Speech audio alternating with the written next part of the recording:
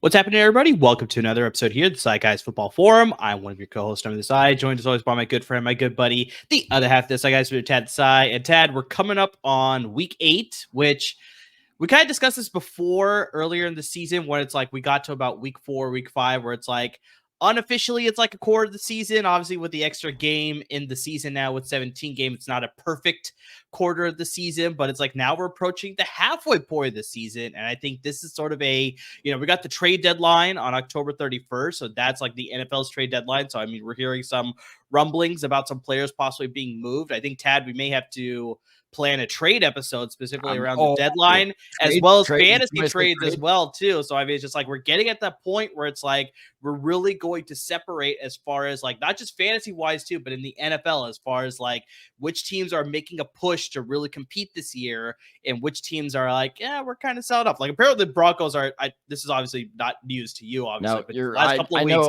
the Broncos are having a fire sale on both sides of the ball. So it's like, that's just like there. I don't know what's going to happen. I don't know how their roster is going to look after October 31st, but yeah, there are a lot of teams that may be sellers, but there may be a lot of teams that will be buyers, and it's really going to change the landscape, not just the NFL landscape, but the fantasy landscape as well. I thought you were going to bring up a report that I fell for during my Monday lunch today, where I was reading this report. I'm like, there's no way. Where apparently the Philadelphia Eagles are making moves to land Pat Surtain II.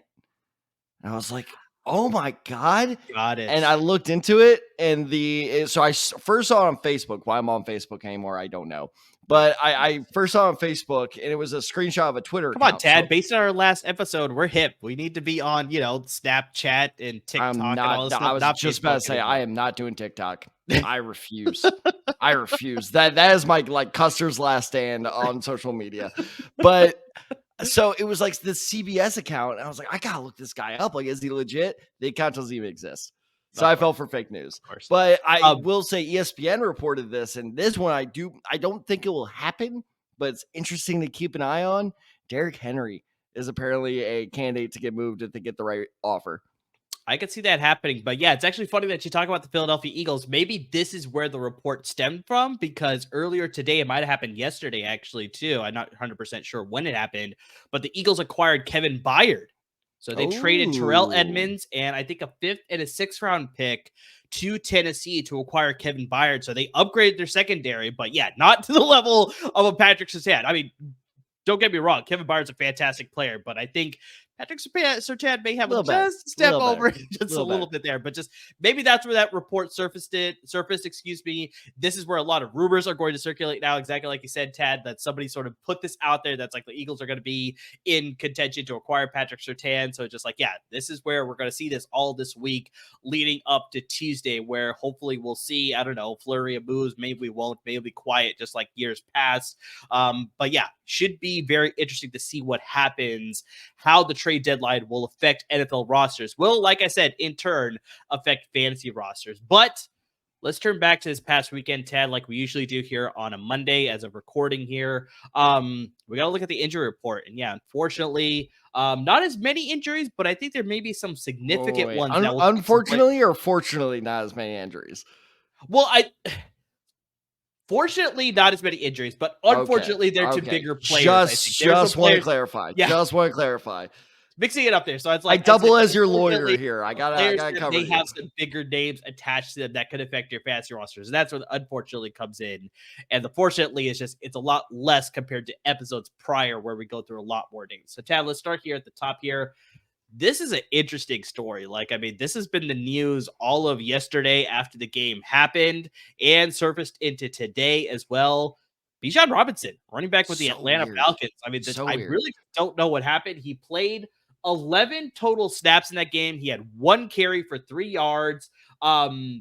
honestly, the whole game, it was a mystery as to why Arthur Smith was not playing this guy a lot. We saw a lot more carries go to Tyler Algier, and Cordell Patterson surfaced finally, so he was getting a lot of carries. It was funny because I missed the Bijan thing. Like I did not see that until this morning. And so like Red Zone kept, occasionally popping the Falcons up. And I was just like, finally, Patterson's back. And I'm like, finally they get him involved. Because that was a big part of my preseason, Bijan's overrated talk. As why you are so down on Bijan Robinson. And so I was like, finally he's back. I'm like, Arthur Smith has finally come to his senses. And then I read the headline this morning. I'm like, oh, yeah, my bad. So yes, no, it was funny because I saw a good old 84 out there, and I was just like, "Oh, good, he's back." And I was completely unaware of the circumstances surrounding it. Yeah, it was completely perplexing. A lot of people were just wondering what was going on. After the game, Arthur Smith didn't have a clear, definitive answer either. The stories that sort of have come out right now, I don't know how factual they are, but apparently Bijan Robinson was suffering from headaches on Saturday night. Always a good sign with football. And he was not on the injury report at all. So this was not anything that, we'll see. Obviously, I think there's reports that are also surfacing that I think, Tad, you brought this up to me, that they may be investigating what's going on with Atlanta this past week as far as what happened. But yeah, so that's why he came into Sunday. He was ready to go. But I guess maybe those headaches lingered. And that's why he was just Arthur Smith. All that he said was just that he didn't feel all that great. So that was all we got the entire Sunday as far as why Bijan Robinson didn't play.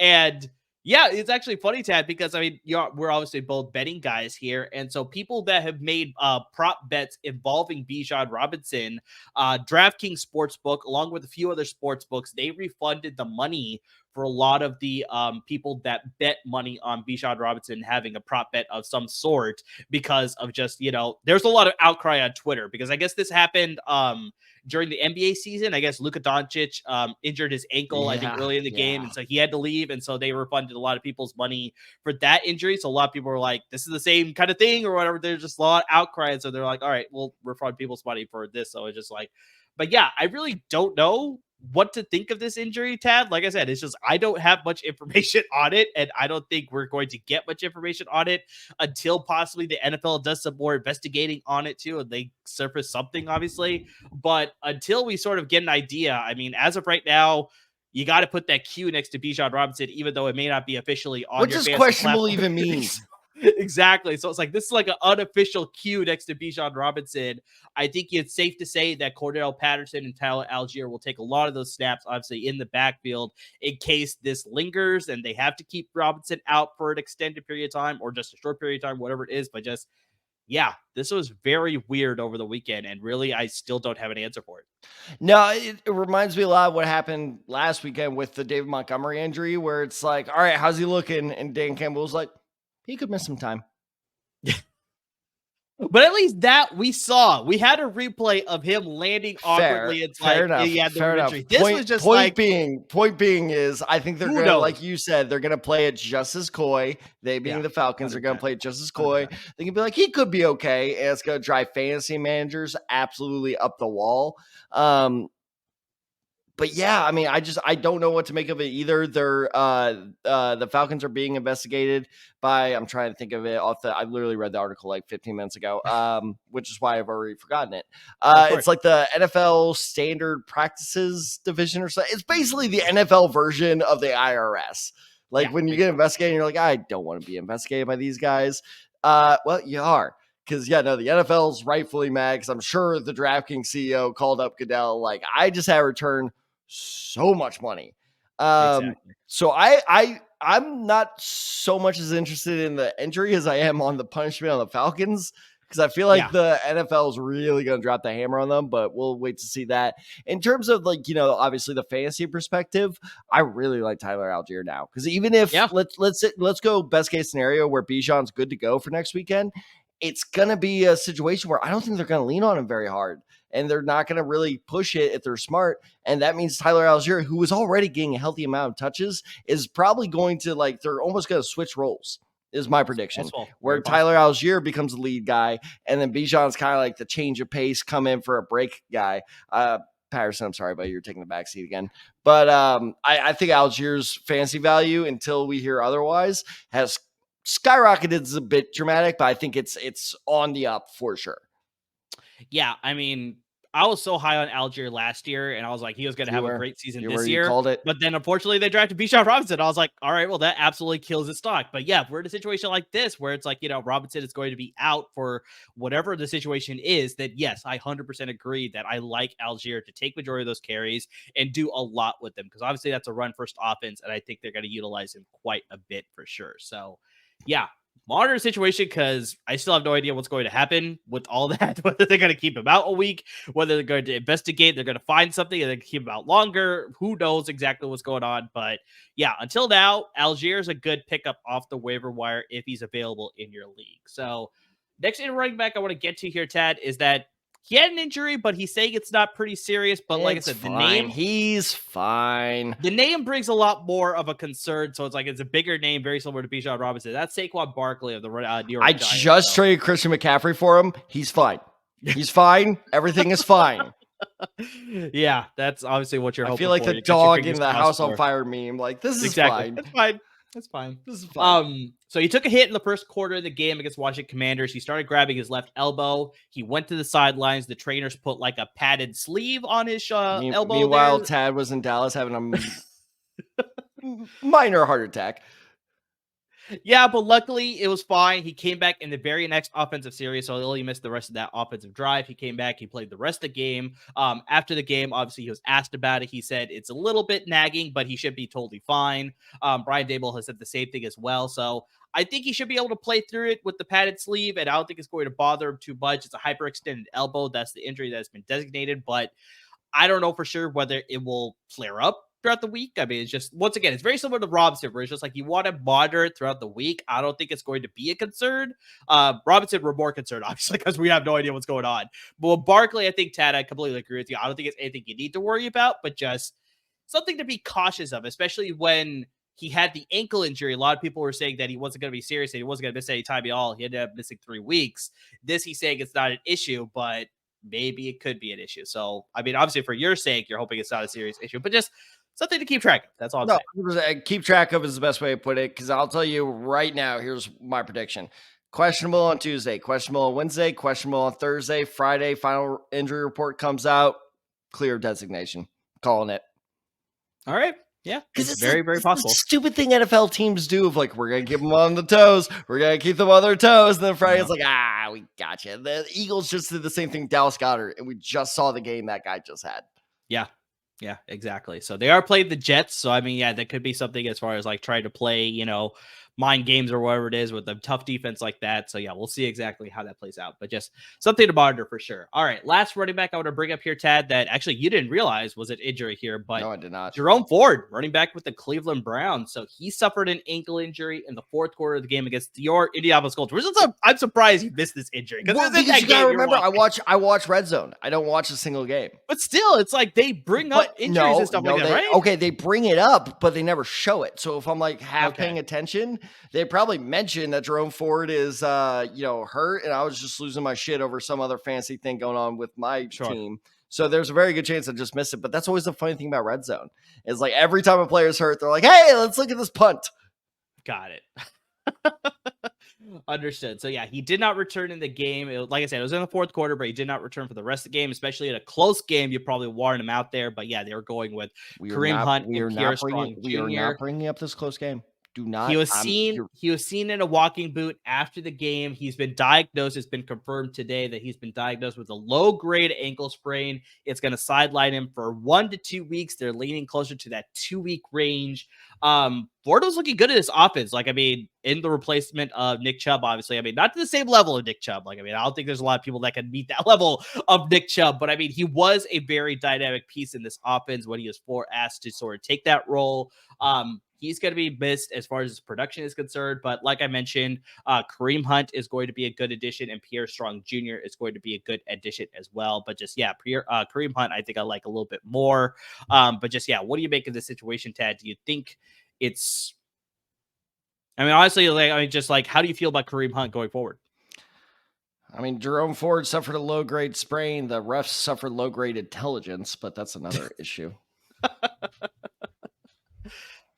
Fucking bullshit. Anyway, Yes, no, I like Kareem Hunt a lot, actually. I was even starting to wonder, because you're right, like Jerome Ford is doing well, but Kareem Hunt's also kind of sneaking into the fantasy A little bit, production. a He's little had bit. 2 straight games now with 10 plus points. So I was actually having some concerns of, could Jerome Ford, because he's good, but he wasn't amazing. So I Yeah, was having some exactly. concerns with the familiarity with the offense with Kareem Hunt, as like, could he overtake Jerome Ford, as again with the switching of roles, is could Kareem Hunt be the starter? Jerome Ford is kind of the change of pace back. So even before the injury, I was getting a little wary of this Cleveland Browns running back situation, of kind of like watching from afar.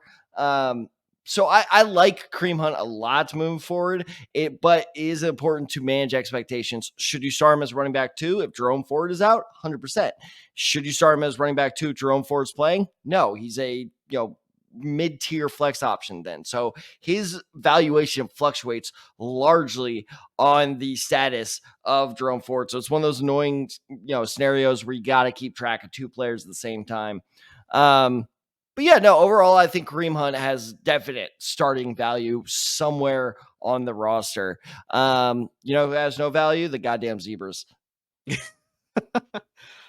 yeah, it's actually Pass funny that we bring interference. up It was Kareem 10 Hunt yards here out of bounds. because he's my pick actually for waiver wire pickup for this week. It's exactly sort of the things you already laid out. He scored touchdowns in back-to-back games now, double-digit carries in both games as well. He scored 2 against your Colts. Sorry, Tad. He scored 2 against them.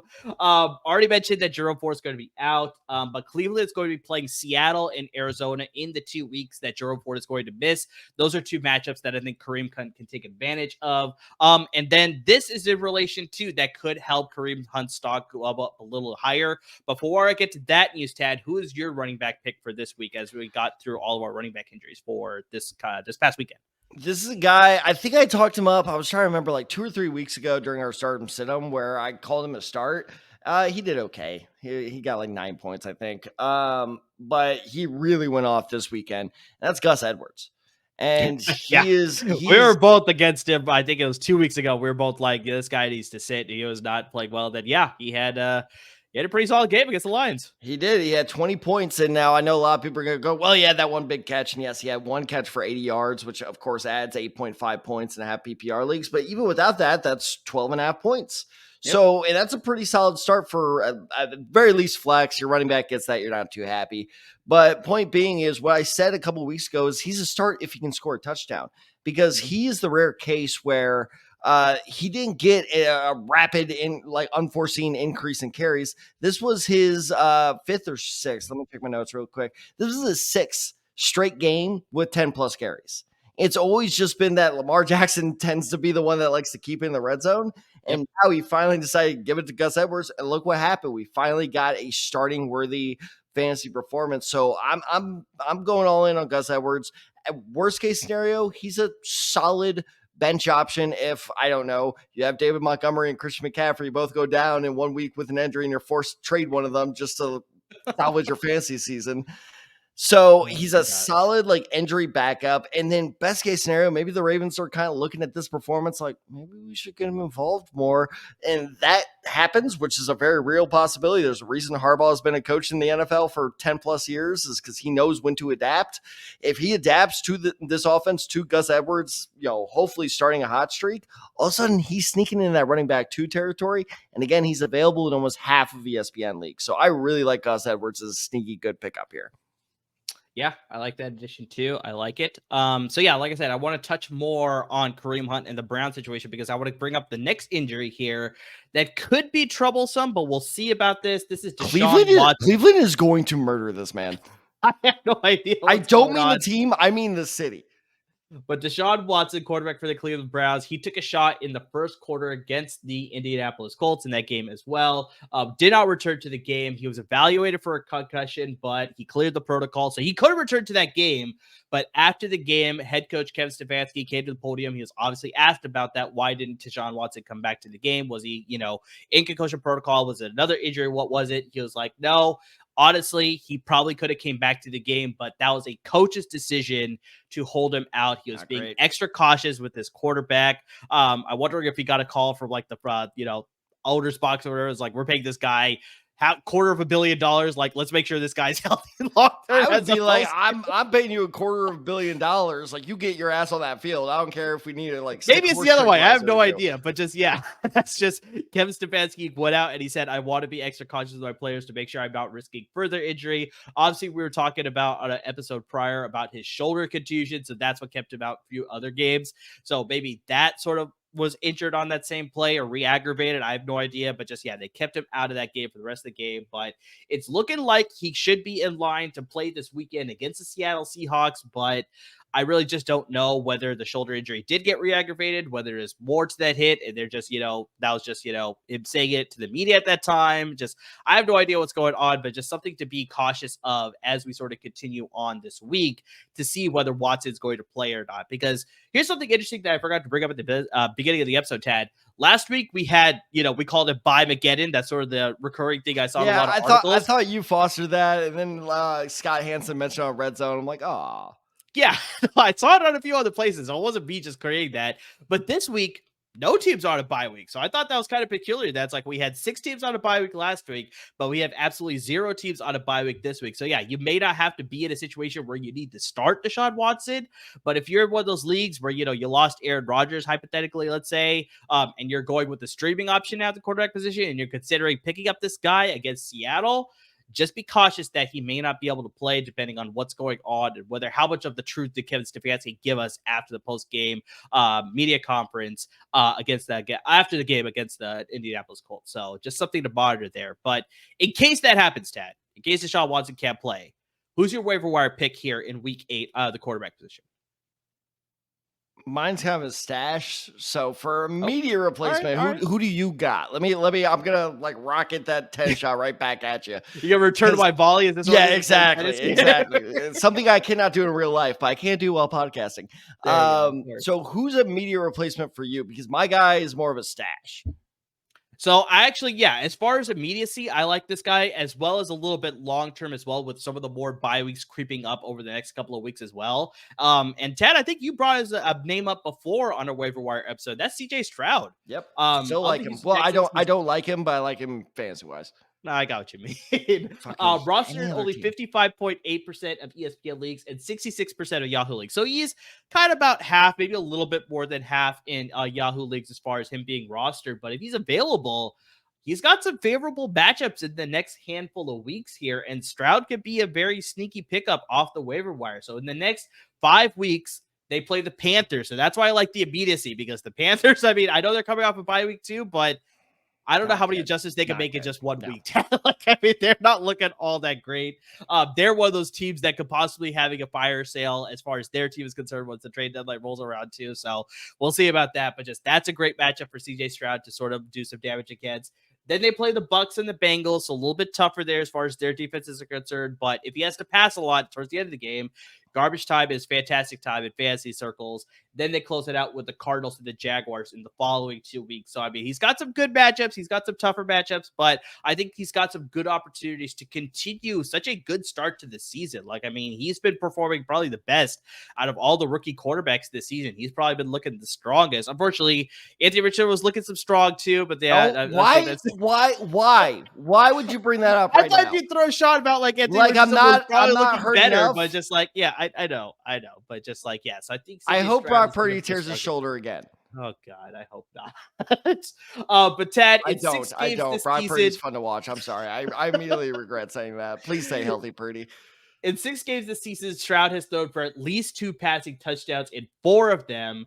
Also scored 20 or more fantasy points in 3 of those 6 games as well. And here's the big thing, Tad. Houston's offense is currently top 10 in the NFL in passing attempts per game. So they like to air it out. And so that means more attempts for CJ Stroud. And just like you said, in fantasy leagues, fantasy circles, volume is a very critical metric. So if he's throwing it out there, there's a lot of potential for more points there. So as far as the immediacy, I like CJ Stroud. Brock Purdy, please stay healthy. That was a good one. One. Oh, wow. Okay. Not like I haven't heard it before through so many people last season. Right there. All right. I will take it, though. The rare Murray compliment. No, I agree. And this is kind of a crazy stat, but and granted, he is right there on the edge, but CJ Stroud right now is QB number 15. He is a top 15 fantasy quarterback right There now. you go. Look, I mean, is he going to blow you? I mean, and of course I say this, and then, next week he's going to score like 30 points, but he's not going to consistently or even, occasionally put up like massive numbers, but he's dependable. Like, Yeah. I feel like a lot of these quarterbacks, it's either like 18 or 7, 18 or 7. And it's just like week in, week out, it's completely matchup based, but Houston loves throwing that damn football. They throw it at lots. They do. So I think that he is one of the more consistent like QB2 options where, if you're forced into starting a QB2, he's one of the better ones to go for just for pure volume of how much, the ball's in his hands. I know you're thinking like, well, quarterbacks or the, ball's always in the quarterback's hands. But in terms of like how much play he actually gets, he's going to get you those points one way or another. So I actually really like this pick. That's a good one. Awesome. So you said you had a quarterback that you want to stash. So who's that guy that you want to bring up now? It's times like these where I really, really don't like doing a fantasy football podcast, because if any of my friends are listening to this, I might lose this week. So I actually may be the first on the waiver wire. I'm going to stash Kyler Murray. Interesting. Okay. It's Kyler time. It's Kyler time, baby. You might have missed the news. I think, Tad, you're probably going to bring this up. But yeah, the Arizona Cardinals have opened up that practice window with Kyler Murray. They activated I will touch on IR. that. Yeah, but okay, all right, going. Go for it. Go on. No, So they activated him off the IR list. So he has 21-day window as far as if he starts practicing and they put him on the active roster, then he could obviously start starting. But this is that period where it's like you need to see how he's practicing. He has been practicing, so it's very interesting to see what they're going to do. So yeah, I mean, obviously go forward with the rest of your take here, but this is it's very interesting for sure. So I was about to say, you said if he's been practicing. And here's the big thing. He got first team reps this past week. Okay. They're practicing him with the starters. Not all the time. They're still giving Dobbs this fair amount of time, but it really does sound like the Cards are kind of gearing up to get him to play. Now, this is a very interesting conversation for several reasons. First off, I feel so bad for Arizona. I thought I was misreading the ticker yesterday when I saw, I'm like, they've only won one game. Like, it feels like they've been in every game they've played this season for the most part. So one win, that's rough, man. But that also means tanking is in full effect, which means they're still probably going for, at this point, I think Michael Penix is probably QB2 off the board above Drake. And Drake May's been not struggling, but hasn't been really living up to the hype so far this season. So I think it's either Penix, May for number 2. And obviously, despite losing against Utah, he lost against Utah again. You don't follow college football. Caleb Williams lost against Utah for like the 3rd straight time. Despite all that, I still think Caleb Williams will go first overall. Bottom line being is, if that is the move the Cardinals are going to make, they need to get Kyler Murray in on the field to prove that, like, look, he's okay. Yeah, like trade like 2-3 first round picks for him. He's good still. And they can't do that if they don't play him. Yep. So it's just it's a rock and a hard place situation for them, though, because this is another layer on top of this conversation, is that if he gets hurt and he does not pass a physical, I want to say by April 1st, if that's the day, if he does not pass a physical sometime in the spring, they are contractually obligated, they being the Arizona Cardinals, to pay him basically $30 million. Yeah. So it's like, do we risk another injury? Do we risk that big gamble? But I think you do. Because, like, clearly that relationship is fractured beyond repair. So put him out there. He's auditioning for new teams. You're auditioning for a good trade. And on top of all of this is, I think that Kyler Murray, once he starts playing. So, by the way, the recent reports are that they're expected to take him off the PUP list, physically unable to perform list, week 10 against the Atlanta Falcons, which is perfect for me because I currently have Patrick Mahomes. When is the Chiefs bye week? Week 10. There you go. So how about that for a perfect transition? But I think that they're going to play him eventually, and that this hype of the closer it gets is going to keep going up. So somebody like right now is basically the last week before the hype really starts building up, where you can get him as a 2nd or 3rd waiver claim and still be okay. So, for example, I'm dropping Sam Howell, your boy. I trust you. Yeah, that was rough. I trusted you. So I'm dropping Sam Howell for Kyler Murray. Hopefully I land him. We'll find out tomorrow morning. But basically meaning that I think that Kyler Murray, being the rushing quarterback he is, even if it's a little bit, rusty of a start, that he is going to produce at least enough points to be fantasy relevant. And you have a chance to get a QB1 halfway through the season. How often does that happen? Yeah, and I think the biggest thing that can help you too, as far as a stash candidate, is that depending on the league that you play in, as far as how their IR settings are, you can pick them up and you can put them in that IR spot, and then you can still have that extra bench spot then too. So it obviously pays to pay attention to your league settings. That's usually what you want to do when you start. I was about to say that's why I said yeah in that tone, because my league setting, if you're not actually on the IR, you cannot go on the IR. So exactly, even though he's on the PUP list, I can no longer add him to the IR. Exactly. So that's usually the default for a lot of leagues, but then there's a lot of commissioners that are like, you know what? If he's not on the field in any sense, then he should be able to be eligible for IR. So even in a couple leagues that I play in, Tad, if you're out for just 1 week, you're eligible for the IR. Hence why our PUP rule, yeah. So it's just extra strategy. It's like, okay, I can put this guy in IR, and then I can still add a guy, and then it's like you make adjustments that way. So yeah, check with your league settings, because if you could sort of add him and put him on your IR list, that is a fantastic stash to sort of take advantage of later in the season for sure. So and even if you're like me, like if I have Mahomes and he doesn't get hurt, that's a great trade candidate for me later on.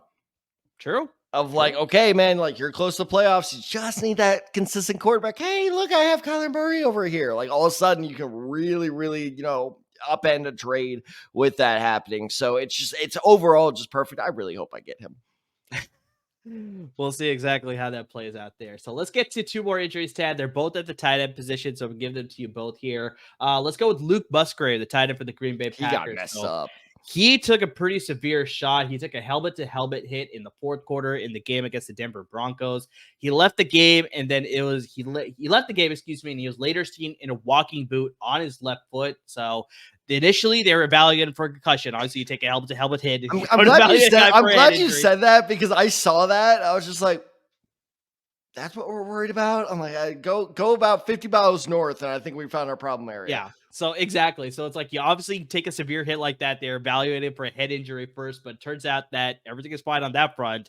It turned out he just landed really awkwardly, and so now he's dealing with an ankle injury. It's not really confirmed whether he's going to miss any time, but it's once again just a situation to monitor. I know we don't usually bring up, players that don't have huge fantasy relevance, especially this Packers tight end. But with the tight end position being so, I've actually picked Luke Musgrave as a dart throw waiver wire addition last week. So yeah, I think in a situation where you're sort of struggling to find tight ends, especially if you're streaming them, you don't have an elite one at the very top, then, this is a situation where you sort of need to monitor it. So maybe the rookie Tucker Kraft, the other rookie that they drafted this past year, he could possibly get involved. Has he caught a single pass this season? Kraft, I think, is caught in one or two, if I remember correctly. I'm not anything too you keep breaking it down. I'm going to check. Well, there's not much else to break down because, if Musgrave has to miss this game, they do play the Minnesota Vikings. I think Tucker Kraft could get involved in that game. Otherwise, they'll just roll with the millions of young receivers that they have in Romeo Doubs and Christian Watson and Jaden Reed and, Samari Toure and just all those guys. So, I mean, we'll see about that. It may not pose a huge fantasy impact, but potentially it could, especially if they have to start Tucker Kraft. You know what? Credit where it's due. He's exceeded our expectations. He's caught 2 passes.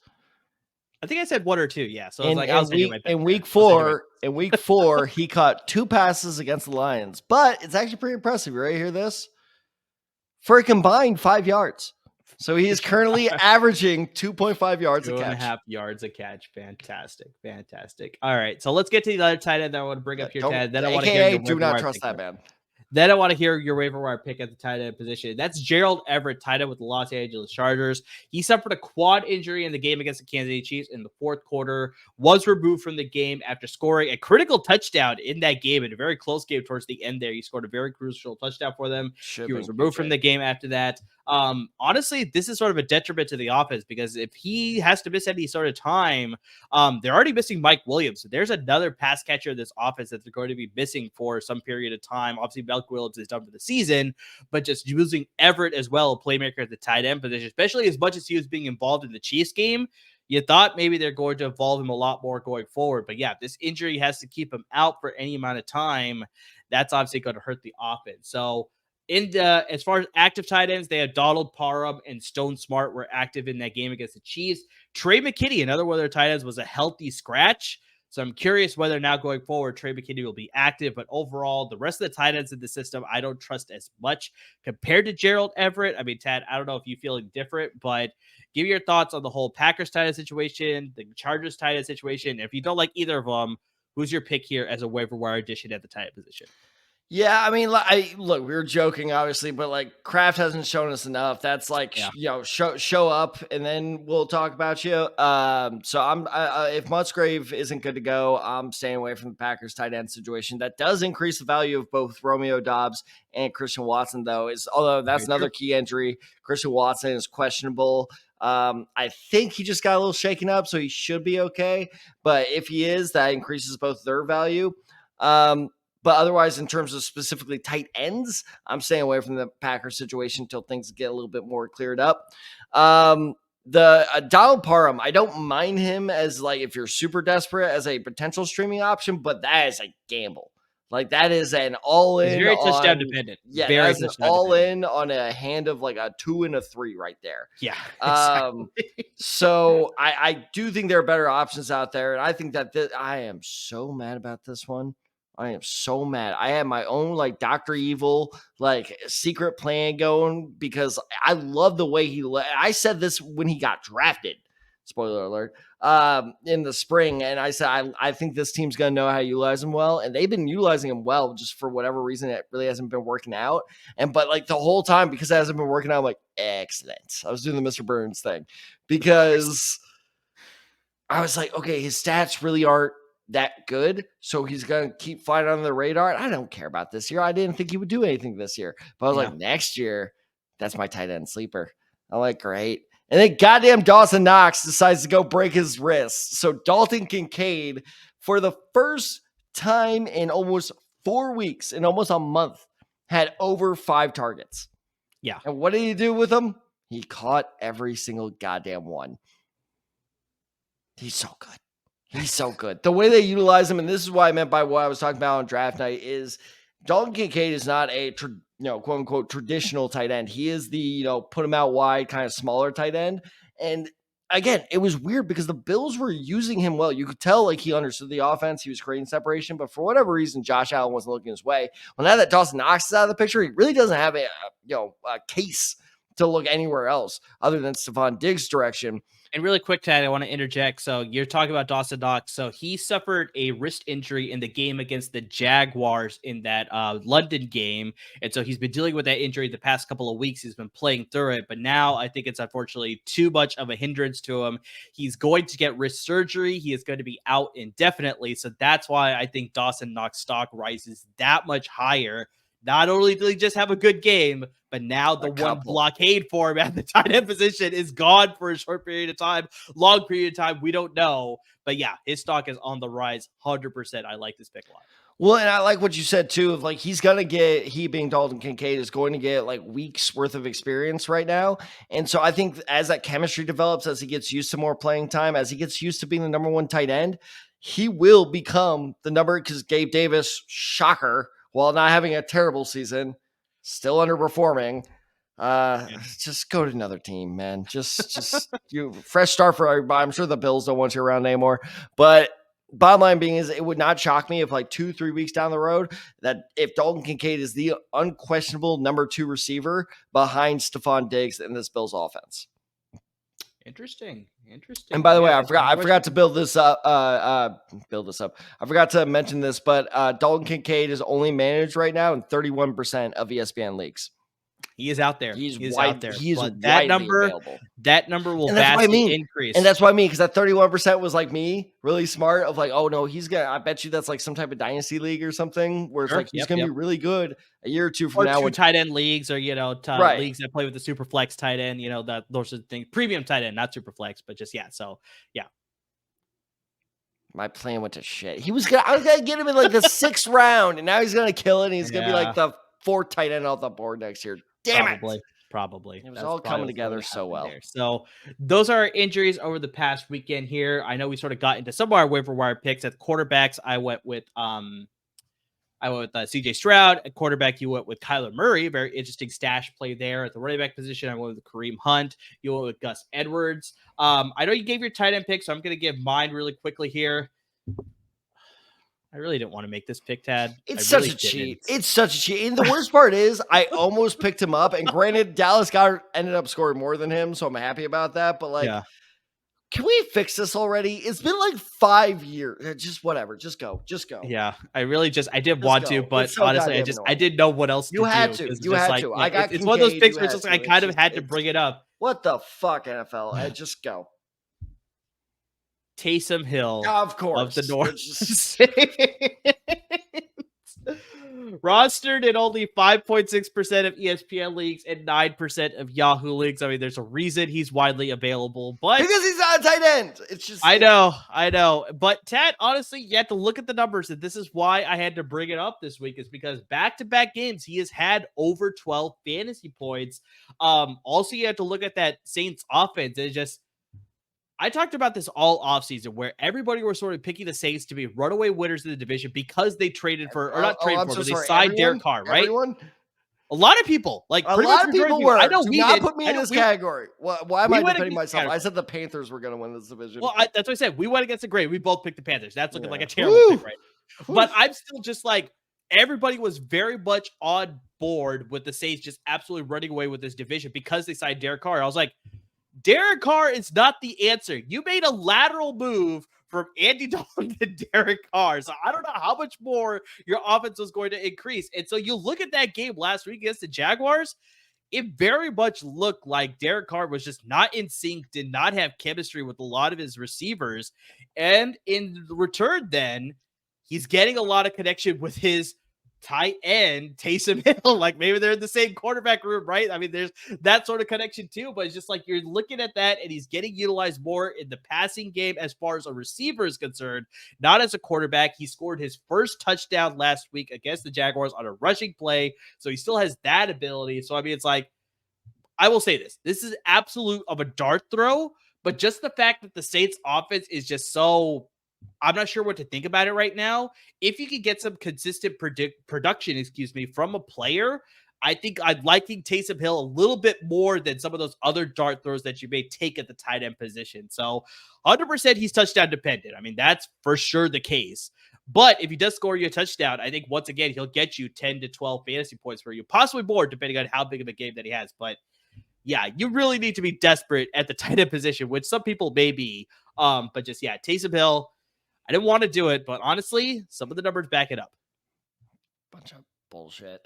Anyway, I agree with you. None of that anger, by the way, for our viewers and listeners, is directed Amir's way. It is not your fault that they've still yet to find a fix for this one person, for this literal one outlier, but whatever. They haven't found the fix. Take advantage of it. 100%. Exactly. Because I have noticed he's gotten an increase in usage over the last 2 or 3 weeks. Yeah, I think that is just bound to continue because, like you said, Derek Carr, especially, I think it was the Buccaneers game where he, there was a lot of debate on this over Twitter where he threw a ball 5 yards out of bounds and he was screaming at his receiver. And some people were like, how dare he scream at his receiver? And other people were like, well, the receiver probably ran the wrong route. I don't know if that happened in the Bucs game as well, but that definitely happened in the Jaguars game because there's a route that Alvin Kamara ran. Or it wasn't Kamara, so yeah, it happened twice. Else. But yeah, so that's what I'm saying. If it happened twice, that's definitely saying something that's wrong with his offense. Bottom line is, I know for sure it happened in the Jaguars game too. I like the it was not the Jaguars game because it was on a Sunday, so it did happen twice. Okay, yeah, that happened twice. Wow. But it's exactly like, I mean, that is a perfect example of the word you use is perfect, is the chemistry on this offense just seems weird. And I'm not gonna say bad, it just seems weird. And it Yeah, takes me back a it's hard. couple. You can't say bad. It's just like I don't know what to make of it. I mean, It's a just like, couple do they weeks have it? Do they ago, not have it? I don't know. exactly, because a couple weeks ago, Alvin Kamara had something like 10 catches. And I was Yeah. like, oh my God, it was for 33 yards.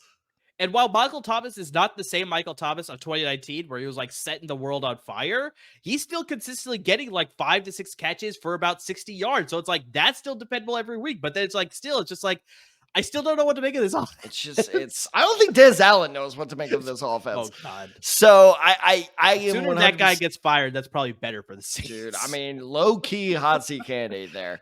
But 100% he should be. But no, I'm with you. I think that, like, yes, I is he at the top of my streaming list? Probably not. But No. like you said, if I have Gerald Everett and he was the only tight end on my roster, Taysom Hill, with how barren this tight end landscape is looking, if you're like, I don't know, 6 on the waiver wire, you're not getting Dalton Kincaid. Like, don't bank on that. Bank on getting Taysom Hill, because at the worst case, it's like, all right, an all or nothing streamer, which is better than most tight ends right now, where it's like, hey, he could give me 5 points. And at least Taysom Hill has the chance to explode for double digits, which is a lot more than you could say for all the tight ends currently on the waiver wire. Because trust me, it is rough out there. Yeah. Exactly. So he's one of the best options out there that we haven't already brought up, because obviously you brought up Dalton Kincaid. We brought up Logan Thomas in weeks before, and he's still widely available. So, I mean, there's a lot of other tight ends that we brought up on this podcast before, but I think out of the ones that we haven't brought up before, he's probably one of the best options available out there. So, all right, we sort of have to jump back, Ted. Let's get to the receiver position. Who's a waiver wire pickup that you like at the receiver position? This is a risk. I'm going to admit this is a risk. Okay. But I like it, because it's what's, I mean, I feel like I say this every week. What's the one receiver stat I look out for? Volume, aka targets. Yep, targets. This man has had 18 targets in his last 2 games. 18. Wow. That is foaming at the mouth numbers right there. And by the way, before anyone brings this up, like, how could you not bring up Josh Downs? I brought him up last week. I told you. I told you all. Josh Downs is a major part of this offense, so I'm not bringing him up back-to-back weeks. But yes, if Josh Downs is still available in your league, which he is in most of them, you should absolutely go for Josh Downs. But like I said, I already brought that up because I'm smart. I saw that coming. So had you listened to me, congratulations. Had you not, now is your chance to remedy that mistake. Go get Josh Downs. He's number 1. But if I had to talk about a different player, Kendrick Bourne is currently managed in about 24% of ESPN leagues right now. Like I said, 18 targets. Those are Josh Down-esque numbers. When you find a receiver, even if it's not the biggest name in the world, who's getting targeted a lot in a struggling offense, that's something to trust, because what does a struggling offense do? Just go to what works. And so we have now had 18 targets over 2 games, 2 games of which Kendrick Bourne has scored over 10 points. And I think that this is why he's a sneaky good pickup candidate. And maybe you take this risk. He's playing Miami next week. So I don't think he's going to have that good of a game.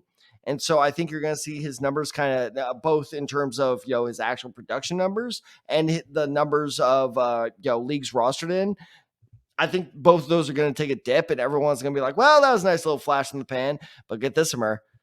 The next 2 opponents after they play Miami are Indianapolis and Washington.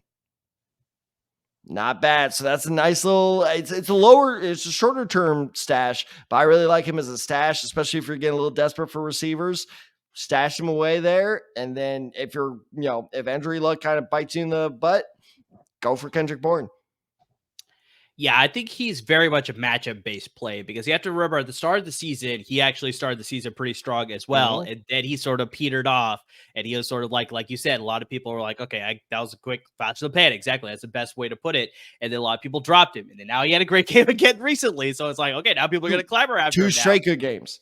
Exactly, so it's like I think people may clamor to go pick him up again. But then, like I said, like you were saying, if he has another down week, people may drop him again. But I think he's one of those guys that's like, you keep him on your bench, and then depending on the matchup, that is when you want to deploy him for sure. So it's like, yeah, I think keep him off the waiver wire if you can, if you have the spot for him. So he may not be an every week starter, but just, when that right matchup comes along, 100%, he's the primary target in that Patriots offense. So yeah, he's a great play depending on the matchup. So Honestly, Ted, I mean, I know you brought him up last week, but I want to double down on this because, I mean, this is a great player and he's getting a lot of the targets and he's getting used to this offense. And so I want to reemphasize Josh Downs because he is my pick. Was that actually your pick? I missed that. I am so sorry for talking about him. My pick this week because, I mean, he's rostered only 34.5% at ESPN leagues, 36% of Yahoo leagues. So he's available in practically 3/4 of leagues in both platforms there.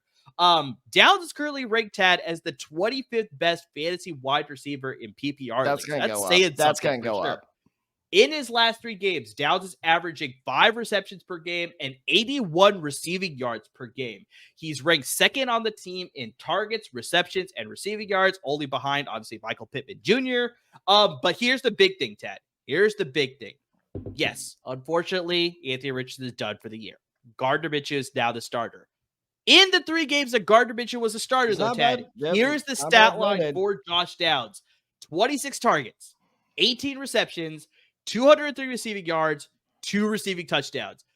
Gardner Minshew is looking his way. Usually when a backup quarterback comes into the game or comes into a season, if they had to replace the starter, usually they have a chemistry with some of those backup receivers that may not be the starter receivers. Obviously, the starting receivers may get will get theirs as far as their target receptions, but there's always going to be that one guy that obviously through practice is just like they run the second team and they play with that second team, and the backup quarterback plays with these other receivers. And it's looking like Josh Downs is going to become that guy for Gardner Minshew, that he's the guy that he's going to rely on to get those crucial conversions and get those crucial first downs and just be a playmaker for this offense. So yeah, 100%. I know you brought him up last week, but I'm re-emphasizing that yes, he is a good pickup because very similar to Rashee Rice, which we brought up a few episodes ago. It's like get him before he breaks out.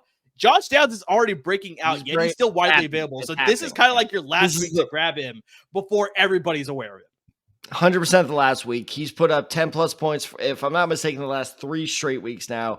Yep. The secret's out. Out on him.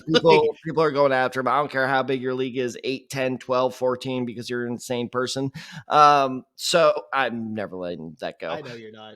But no, I'm good. I'm 100% with you. And here's why I have faith about his longevity too, in terms of fantasy production, is just watching this Colts offense, which apparently I'm the only person insane enough to keep doing. But it's an interesting thing because it's not like they're stretching the field or just landing all these deep shots with him. This is why Steichen was such a smart hire, because he's not trying to have Minshew throw these bombs. What he's doing is I think I brought this up in last week's episode, is he's creating space for downs and about 5-10 yards down the field. Minshew can deliver that, no problem. And then because you create space and Downs is one fast, tiny little motherfucker, is then he stretches the field for the quarterback. You're not asking the quarterback to throw it 40 yards. You're just creating 40 yards of space and having the receiver do the work, which is a super smart move. And this is why he's racking up so many fantasy points, is because he gets all those yardage totals and he scores 1 touchdown. All of a sudden he's in the 20-point range. I absolutely love Josh Downs. I'm not going to say like negative on that pick. I was just kind of lukewarm. I was a little worried about his size at the time of drafting. Oh my God, the Colts have nailed this draft through and through. I can't wait to see him and Richardson back together this year or next year. But in terms of this year, I think Josh Downs is 100% worth a pickup right now. He is probably going to be, honestly, it might be the top guy this week on the waiver wire. Yeah, actually, no, Deontay Foreman. Deontay Foreman's going to be the top guy. Don't fall for that trap, by the way. Don't fall for it.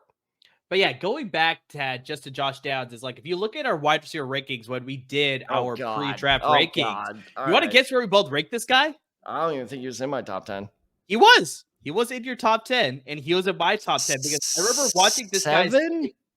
You're close. He was 6th on your rankings. Okay. He was 5th on my rankings. I remember watching his tape, and I was like, this guy could be a very underrated producer for whichever offense that he lands on. And yeah, I was very high on him going to Indianapolis. So I was like, you had him at like 3, didn't you?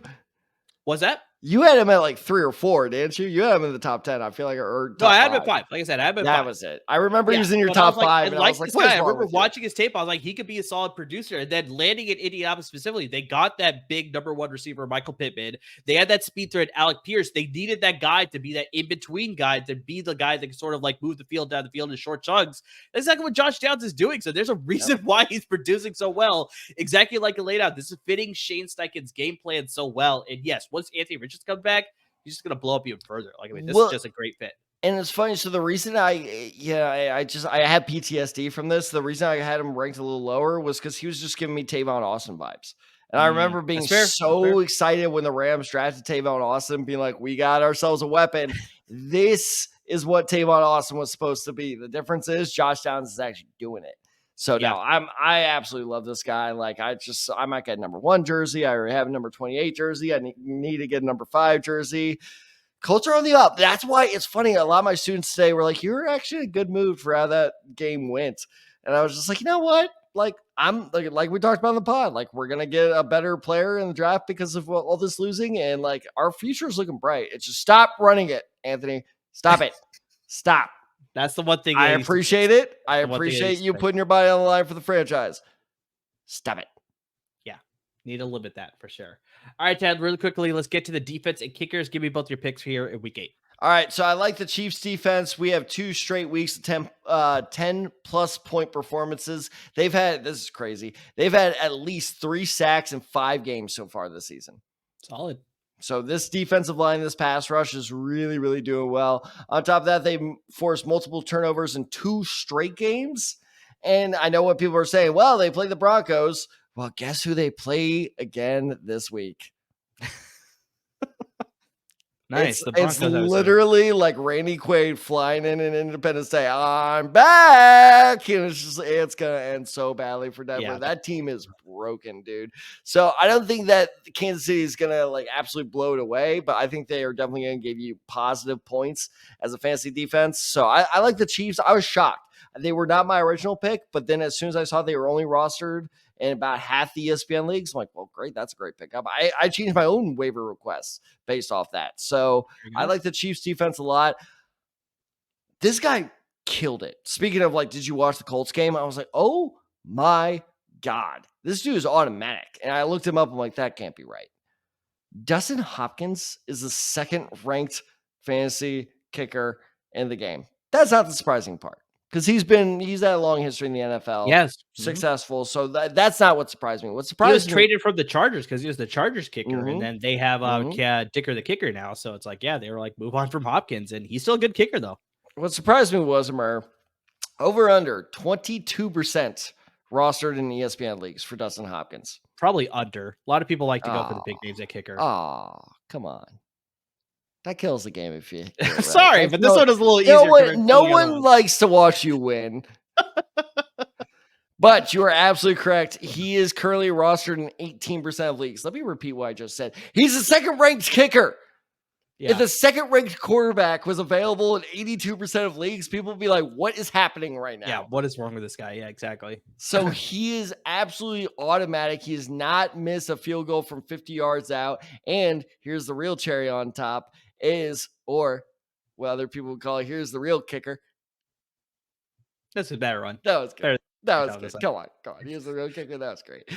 He's already has bye week. So this is a kicker you're going to need to replace. Like if he keeps this up, you got your kicker for the rest of the season. So exactly. I really like Dustin Hopkins of the entire, and I swear to God, I mean this, other than Kyler Murray, he is my favorite pickup of this entire list. Yeah, he's a very solid pick. And I'm going to follow up your kicker with another great kicker as well that we brought up on the episode before.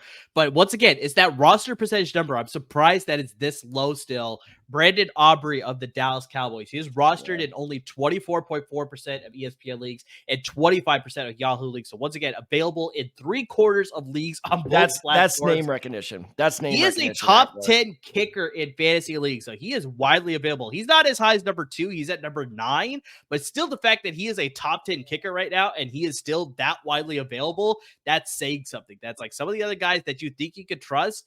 I think it's time to drop them and pick up a more dependable option here. He has at least 8 fantasy points scored in 5 of the 6 games that he's played in this season.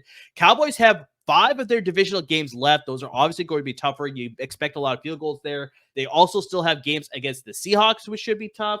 The Bills, the Dolphins, and yeah, those are the three teams that they have left outside of their divisional games there. So, I mean, yeah, lots of great divisional matchups. Also on top of those tough games with the Seahawks, the Bills, and the Dolphins. So, yeah, lots of field goal opportunities for a kicker that is in the top 10 and widely available. So, 100% go pick this guy up.